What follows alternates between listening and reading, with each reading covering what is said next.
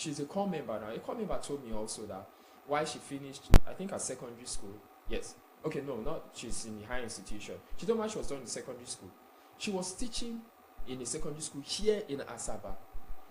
And the school principal also took her to the hotel. So these are things that I'm not saying hearsay. The person was narrating the ordeal to me. Yeah. Or is it somebody that said her uncle molested her? So many stories. So these stories are real. So first of all, who you let into your home, pay attention to who you let into your home. Sometimes it could be right there in the home. That's what I'm saying. You have to form. You have to have a bond with your female. That's why I was child. often driving. Yeah. Have a bond with your children so that because the truth is that when these ladies, these girls are violated, they know there's something in them that makes they them withdraw. know that If you're sensitive as a mother, innocence. you should be sensitive as a mother too. When you're sensitive as a mother, you know when your child is withdrawn. You know when something has happened to your child has changed. So you should be sensitive enough and to have a notice. relationship, because the truth is sometimes while these children don't speak up is because they feel that the first response of his parents is to punish them. Is to be a harsh one, to yell at them, what's wrong with you? How could you get them? Yeah. But if they know you're an understanding parent, make them know that you love them. So they are telling you that this is what happened to them. They are opening up to you, or they are noticing that somebody's touching them inappropriately. They tell you before the deed is already done. So I think that everybody has a role to play. Teachers, please, you are you're a guardian to these people when they come to school, to these children. Please look after them. Don't take advantage of them.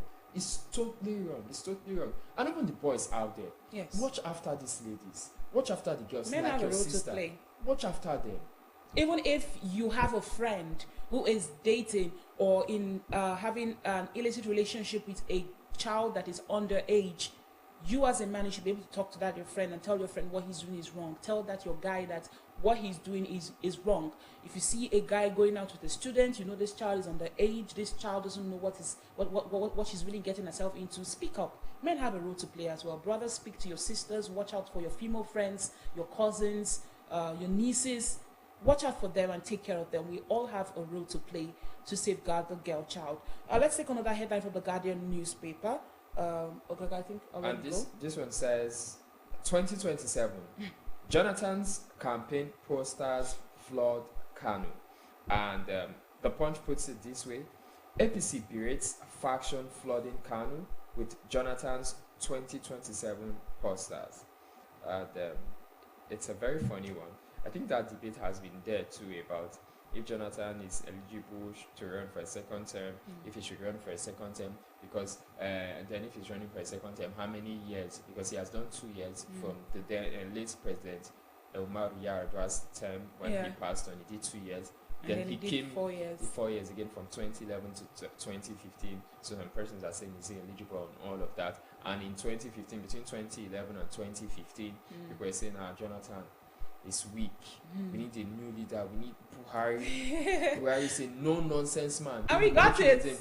Like, no corruption. Yeah. No corruption. Change. APC change. We need change. We need somebody that change the narrative. Somebody that is stern, a disciplinarian. We have seen it.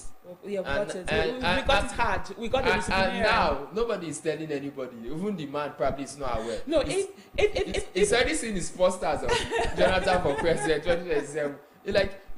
What do these Nigerians want? You know what makes it more laughable?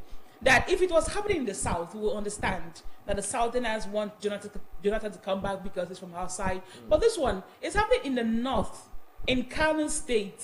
What do they want from Jonathan? No. You know the funny thing? There are some statistics and some analysts that have said that during Jonathan's tenure, that even the North benefited a lot. And it's part of why. Of course. It's part of why Southerners were also against Jonathan. They were saying that he's not doing it the right way. Yes, that his people were supposed to benefit, but he's focusing on the North and all of that. So probably that's why the Northerners they know the truth. No, now they know the truth. They knew what they benefited from Jonathan's tenure and all of that. Well. And after that, their brother came, Buhari. I don't think Jonathan, former President Jonathan, would want to contest again. I think he has passed that. He is way past all of this politics in Nigeria for now.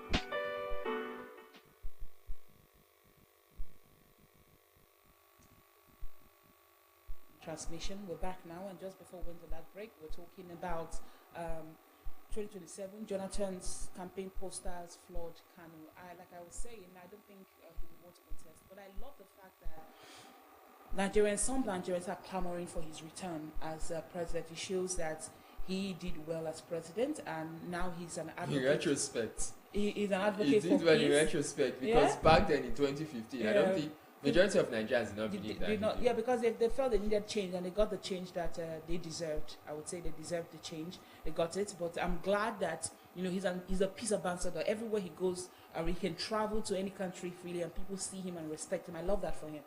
Yes, I wonder the expression that will be on his face when he sees He this would laugh. headline. I'm sure he'll be laughing right Yes, now. I'm wondering. Well, I think that Nigeria's, we've gotten a taste of the pudding that we ordered for, so that's basically it. Well, 2025 is around the corner, and of course from next year we'll start seeing campaigns and all of that. That's the truth. 2027 around the corner, and so from next year, yeah, true. Yes, from next year we'll start seeing campaigns, people coming out and all of that. I hope that the president and other state governors will not get carried away. Those persons that are eligible for a second term will not get carried away with the politicking and all of that, and leave governance out of it. Because imagine 1 year in office. Back then, when it was not up to a year in office, they were just saying it's not up to a year in office and all of that. Now it's more than a year in office. They say, well, give us 2 years in office. Then when it gets to 2 years in office, some persons, they forget about the remaining 2 years that they have to work and make things change. Yes. But they start politicking and campaigning for the next year, for the next election year. So I hope that these politicians, these political office holders, will do right by their people. Exactly. Because if you do right by your people, you realize that it will be easier for you to garner the votes that you deserve. Yeah. But that's another thing. Because of the electioneering system of Nigeria, most times people don't even care about doing right by the people. True. Because they feel like there are loopholes, the corruption in the system and all of that, they can find their way around that. Yes, and we also have some headlines talking about the BOT neck meeting of the PDP. So we do hope that the PDP put their house in order so that 2027 they would present themselves better. Yes, we know that internally they have issues that they need to address. They can't deny it anymore. We have that headline that says Ibori's daughter is defected to the APC. About 4 Labour stakeholders leave LP to APC. People that were, a couple of them that were not known, and they got based on the credence of the party. And if Engineer Meshach Oza was here, he would call it political prostitution. It happens. They will move from one party to the other. It happens. But the PDP should put their house in order so that they don't become a laughing stock in 2027. I'll quickly just take this headline from the Vanguard newspaper.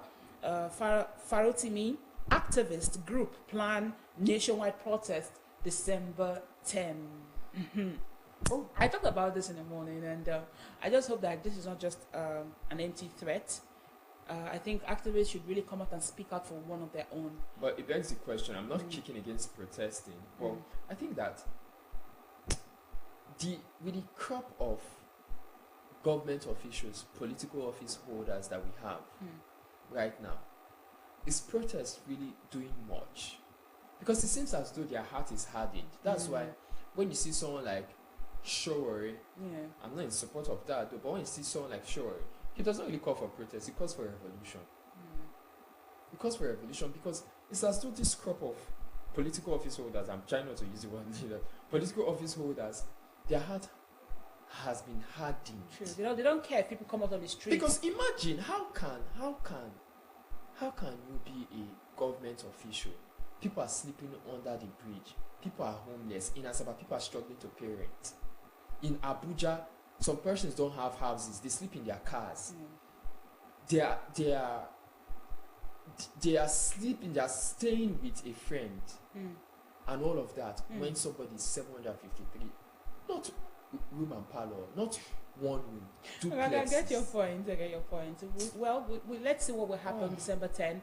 If Farotimi is not released, let's see if these activists and group they'll come out to protest, and if the protest would yield any positive results. That is the last headline we will be analyzing this morning. But please get yourself copies of these newspapers and read up the stories for yourself. We'll move over now to our last segment for this Friday's edition of Morning Ride is our interview segment. We have our guest today is the NUJ chairman, Comrade Churchill Oyowe. We'll be talking about the decentralization of the Nigerian police. It is an old clip, but we'll bring that interview to you. So take a listen and enjoy.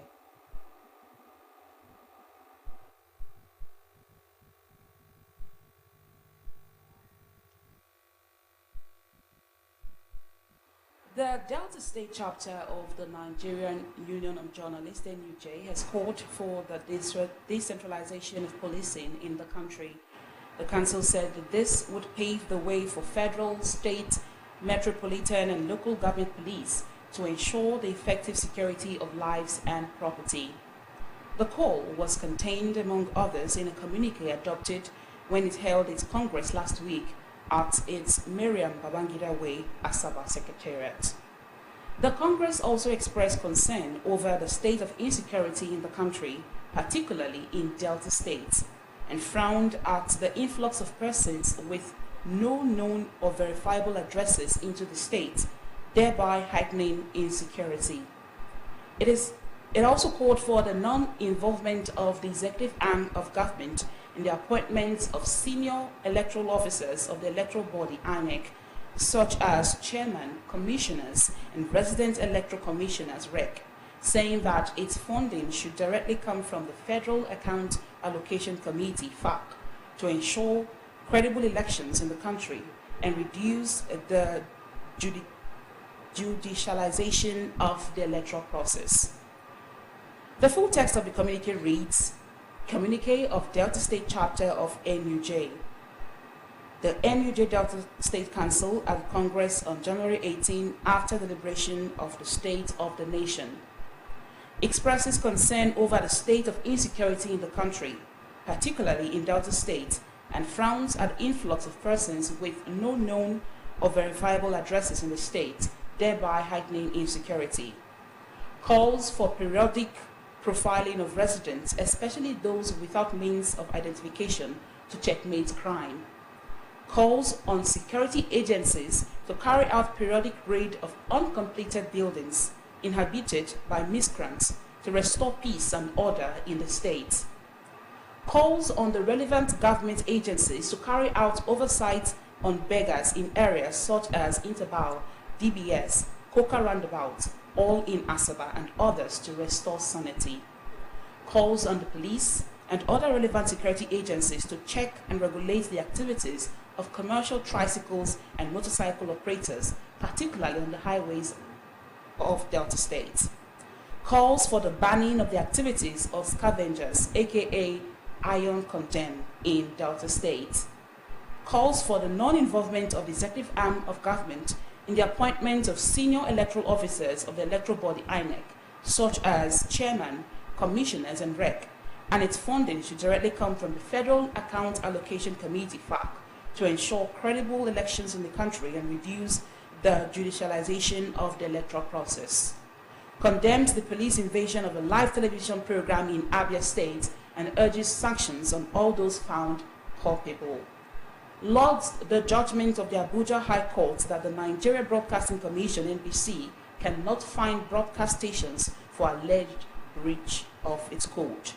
Finally, the Congress calls for the decentralization of policing in the country to pave the way for federal, state, metropolitan, and local government police to ensure the effective security of lives and property. Signed, Churchill Oyowe, Chairman, NUJ Delta Council. Victor Siroku, Secretary, NUJ Delta Council. Godwin Ide Diago, Guardian Bureau Chief, Chairman, Communique Drafting Committee. Ifeanyi Olanye Nan, Secretary, Communique Drafting Committee. Ifoma Okafo, NTA, Member, Communique Drafting Committee. And with us this morning, I told you we have a special guest joining us. With us this morning is the chairman himself, Churchill Oyowe, the chairman, NUJ Delta Council. Good morning to you, sir. Thank you so much for joining us. Thank you very much. Good morning, sir. You're welcome. It's a pleasure to be with you once again. Okay, Thank so let's dive right into it. So, from the whole communique that was read, the summary of that is that majorly we'll be focusing on the decentralization of policing, talking about state policing. Now, the NUJ called for the decentralization of policing to ensure security of lives and property. Now, my first question to you is it really our system of policing that plays a role on the spate of insecurity, or the lack of political will and manpower? Well, it's a complicated mix when you talk about bringing about peace and order in a society. That is one aspect. Decentralization of the policing of any society is just one. Manpower is also there. And of course, when you mention the political will is also important. Now, when we talk about decentralization, we actually meant that we should not have one formation. As it is now, we just have one formation of policing in this big country, the biggest black nation on earth. In terms of population, it's about the 9th in the whole world, and it's a federal structure of government that will operate in this country. So having one police formation is counterproductive to security efforts. Now, what is the implication of having one police formation? It means that all police divisions, commands,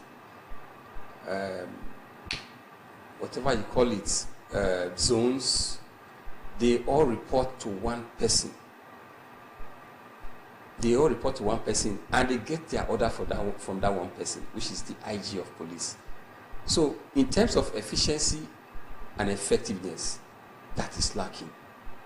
So, we need this policing to be decentralized to the county level, which is the local government level. In America, they call it county.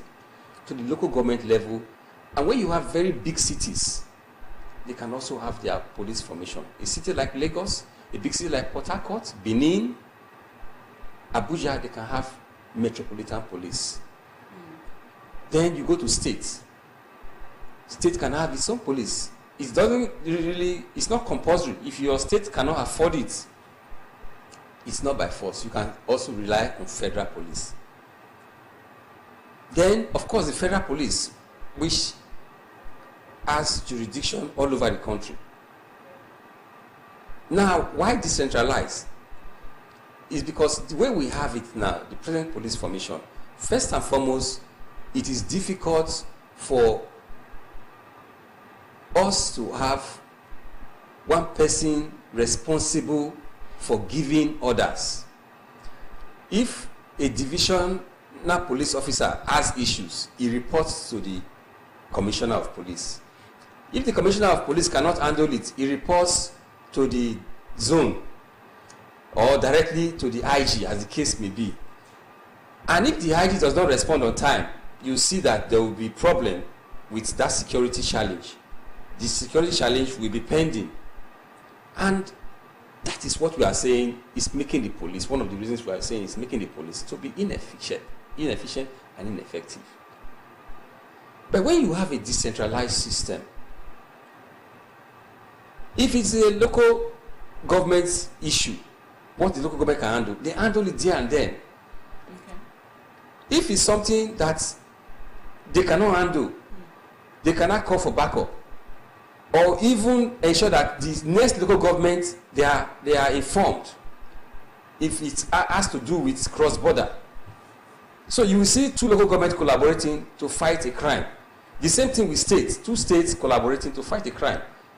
And sometimes you involve the federal. But now it's only the federal. So some people can cross border and commit crime, move from one location to the other. Nobody is checking them. That's why you can see kidnappers moving from one local government to the other, robbers moving from one local government to the other, from one state to the other, because there are no state policing. structure in those areas. Do you think it's really because of lack of state policing in those areas? That's why kidnappers, robbers, they cross border without being apprehended? We are looking at one of the issues. I've told you that political will is also an issue. And I've also told you that the issue of understaffing is there. If we come to all that. But we are looking at having a structure that you can work with effectively and efficiently. If the structure is there, then you will not be talking about manpower. You will not be talking about the political will. There, we will not be talking about how it should be headed. Okay, comrade. How it should.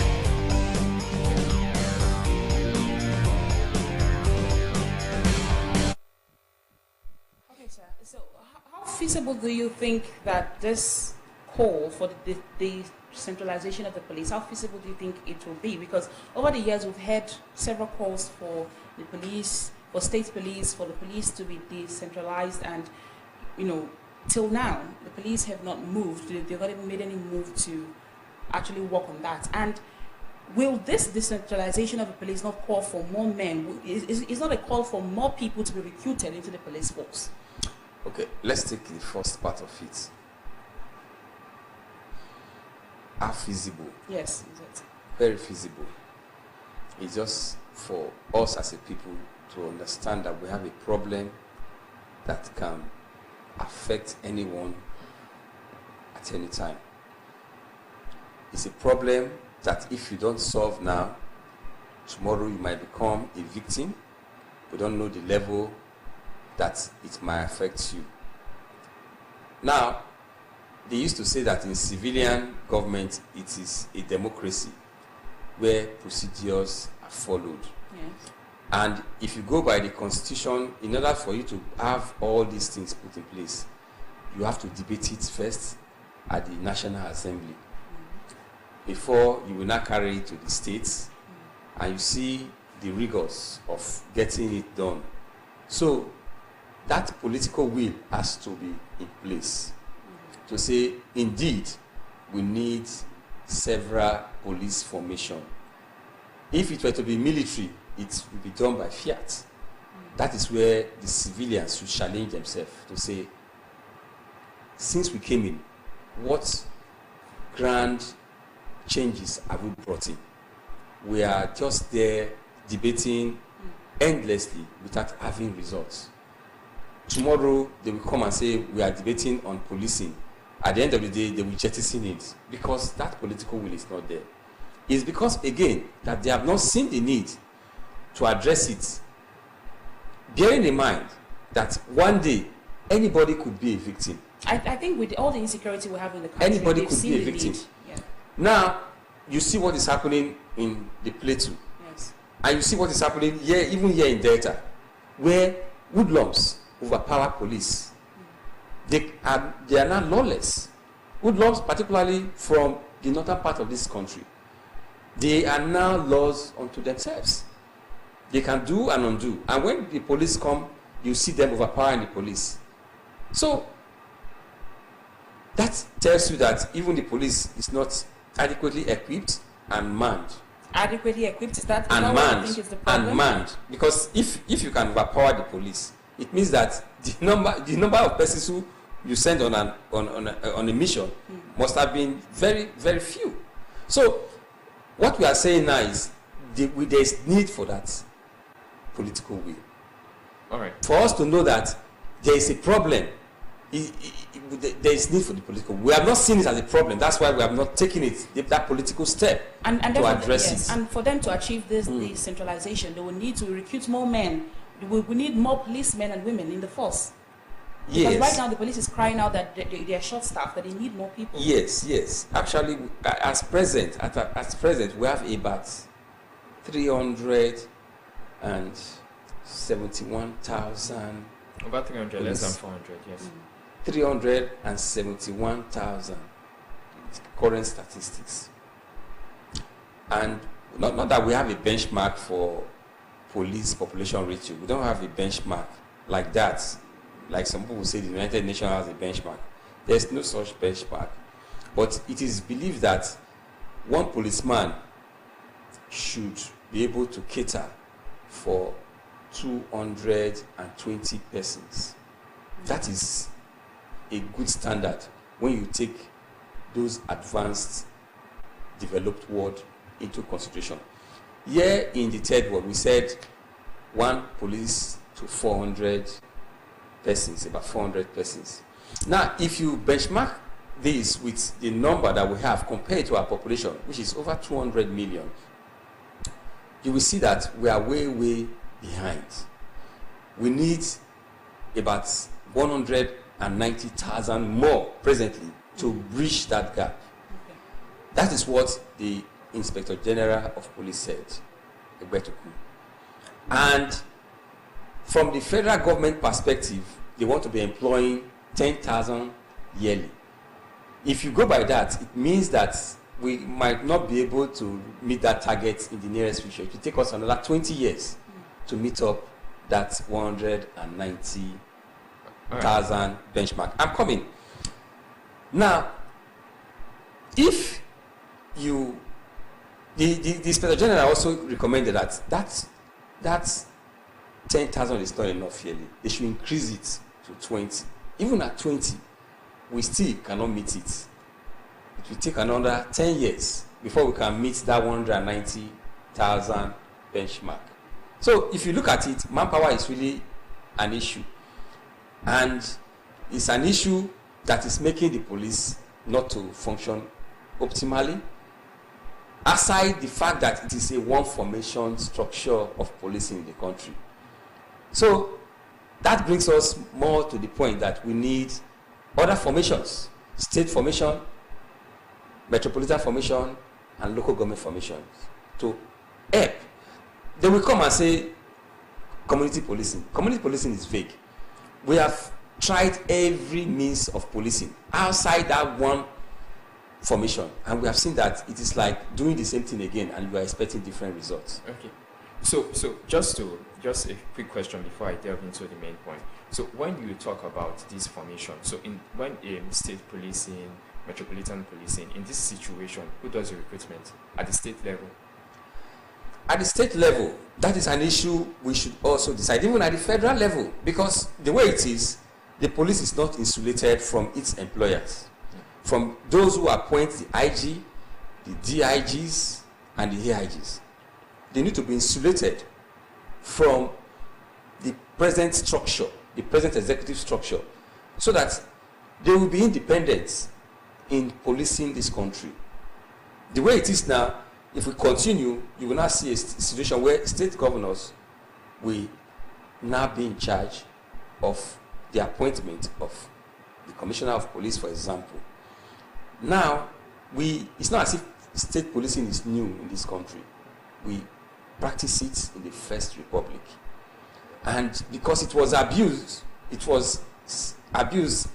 that time, or rather it was said to have been abused that time, it was scrapped by the military when the military came in. I was going to go there. So now if you have sensed a place, a situation where it can be abused, why not think of what to do to make it not to be abused, rather than say it can be abused, and left it blanket in that perception. So we need to look at where it can be abused and remove those areas in terms of law when you are coming up with a law, so that if the president, for example, is the one appointing IG, you remove it from it. Because as it is present now, you cannot say the president is not controlling the IG to do and undo, sometimes to the detriment of the country.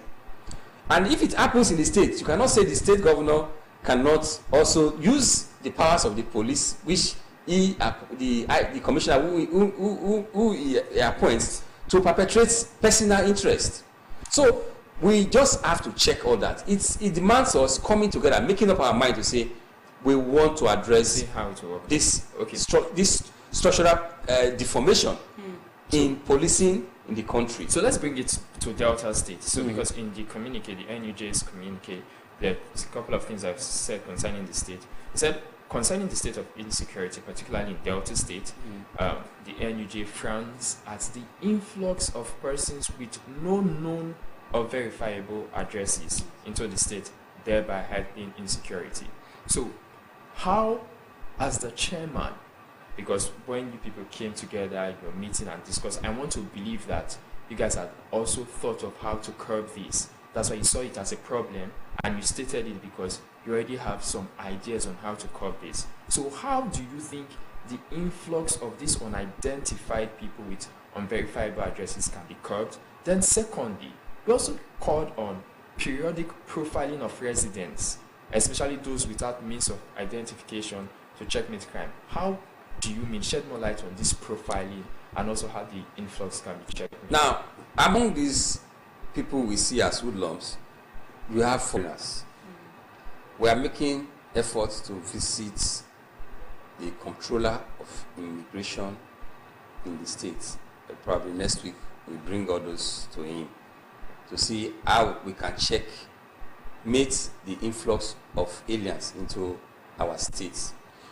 But then there are some who are Nigerians, but they don't have known addresses. So they can easily commit crime and go undetected. Anybody who does not have a house should not have any reason to be in the States. Whether you are a Nigerian or not a Nigerian. Destitution should be checked. If it's destitution as a result of mental illness, that one is understandable. But somebody who has no mental illness, doesn't have a known address, is a threat to the society. Such persons should not be in the state. They should be taken back to where they come from. Because this is a country where we say we are all Nigerians. I cannot wake up and go to Kaduna or go to Borno and I don't have where I'm staying there. It is a danger. I will be a danger to that community. Because nobody, if I commit any crime, nobody can trace me anywhere. So if you don't have identifiable addresses or where you stay, you don't have any reason staying in the States. I think our legislators should take this seriously. Nobody, they have a lot to do. They have a lot to do. So that we don't have a state where you have all manner of people coming to perpetrate crimes and you don't have a way to trace them. We just have to profile people. Profile the residents. Some of them may be having where they are staying, but they are still criminals. That's why we said profile the environment once in a while. This should be done. People should be stopped. Houses should be visited, or how? You see them sleeping on the roads. You don't even need. It's even a very easy job. Those crowd residents should be discouraged. Crowd residency should be discouraged. So security agencies should go round. Crowd residency should be. It's not done. It's not done anywhere in the world. Crowd residency, people just stay here, and you see them. They are even a nuisance, a menace to the environment. They don't have where they defecate. They do it on the environment. We should act. It's beyond security, but we are looking at security. We should act fast before it overwhelms us. Okay, as we wrap up, I want to ask, I think I'll just ask two questions. The first one is, do you really think that decentralization of the police is what we truly need? Because if you look at our communities, let's look at Delta State, for example, we have the police, we have the military, we have the DSS, even down to our communities, our towns, we have the vigilante groups, and still, insecurity, it's like it's on the increase, it's beginning to rise daily. And then two, what was the response of the police? If the NUJ visited the police and talked about the decentralization, what was the response you got from? We have not visited the police yet. Okay. I said we visit the comptroller of immigration to register these concerns. Now, what I'm saying is this. You just answered the question yourself. In the presence of all these security agencies, we still have problem. It's because there are structural defects that have not been addressed. And that structural defect dwells down on the police formations that we don't have in this country. We don't have police formation. We just have one police formation. Police is there. It has a specific role. And the role can be intertwined with other security agencies. But you cannot just leave that in the hands of one police formation. We just have to have the formations that will take care of a state, that will take care of a local government, and in case of a big city. That way, people will not just commit crime and go scot-free. They can be traced, they can be addressed there and then. It's not the one that you'll be waiting for the IG to give approval before you act. No, there and then, if it's a community issue, they will settle it at the local government level. If it's a state issue, they will settle it at the state level. If it's a big city like Port Harcourt, like we have mentioned, even Asaba here is getting to that.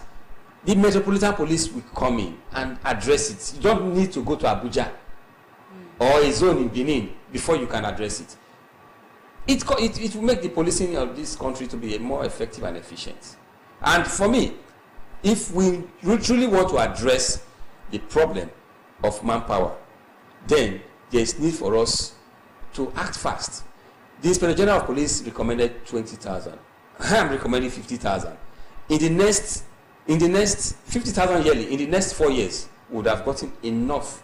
That is for federal formation. But if you want to have other formations, then we don't need that much manpower at the federal level. More so when most of them are being used outside the policing job as escorts, as guards, and the rest. It is making the condition to even be more debilitating. Okay.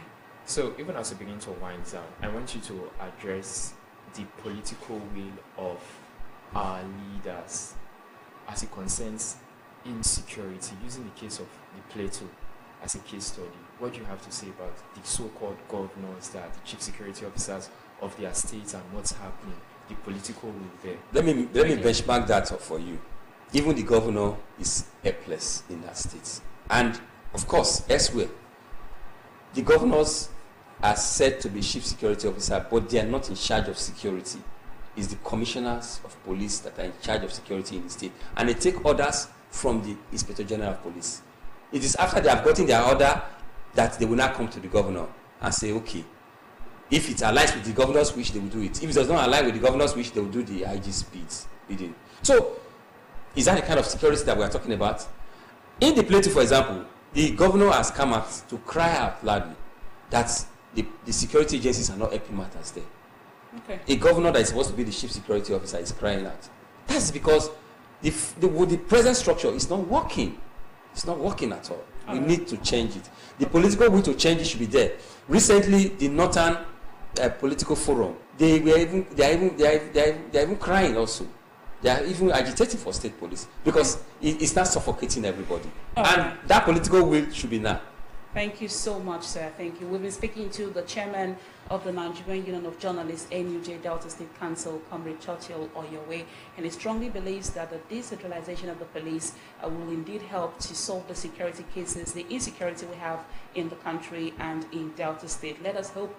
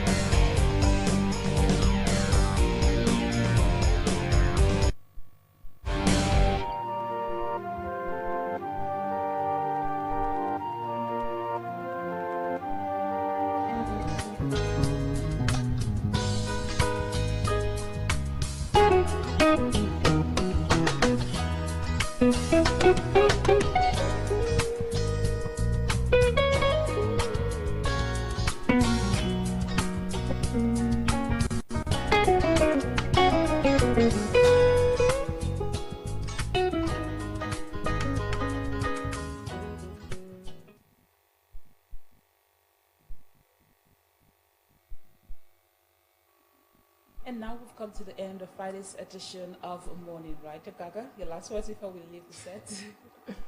Compliments of the season. Do well to enjoy the season, but do not put yourself under any form of unnecessary pressure. That's it for me, Gaga Nikam. And while I will also say, don't put yourself under any form of unnecessary pressure. If you're thinking of a gift to give to your loved ones this season, how about you come together as a family, resolve issues that you've had? Some persons have not seen their siblings and their parents for a long time.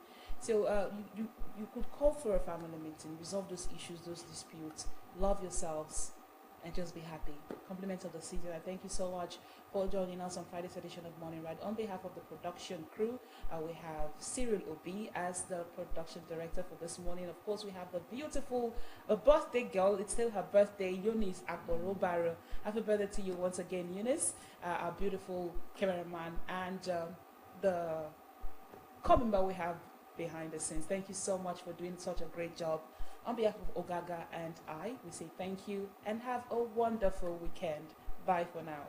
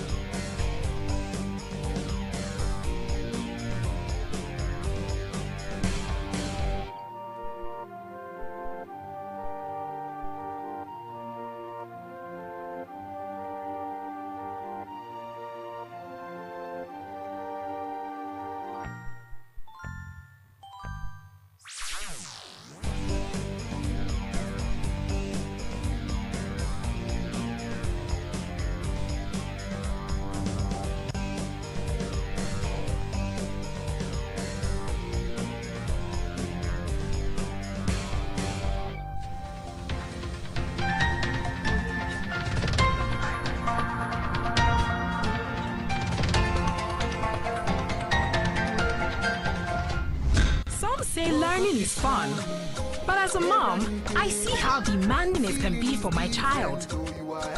That's why I ensure he starts every day with a cup of Bonvita.